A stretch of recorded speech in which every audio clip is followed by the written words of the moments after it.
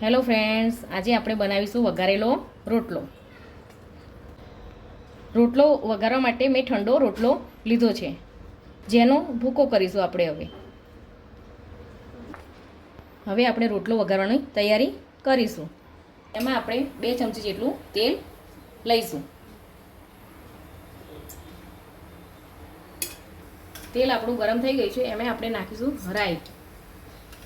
એમાં જીરું નાખીશું, હિંગ નાખીશું, હિંગ દાણા નાખી દઈશું પહેલાં આપણે, જેથી કરીને તળી જાય. પહેલાં હિંગ દાણા આપણા તળી ગયા છે. હવે લસણ નાખીશું.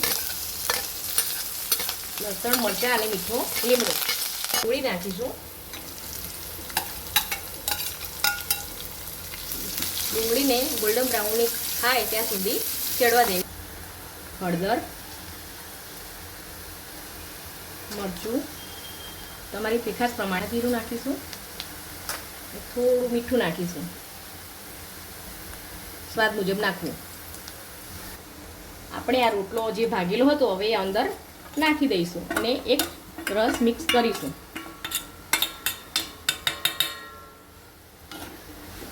આમાં આપણે લીંબુ નીચોવીશું, અડધું લીંબુ નીચોવી દઈશું. ઉપરથી ખાંડ નાખીશું.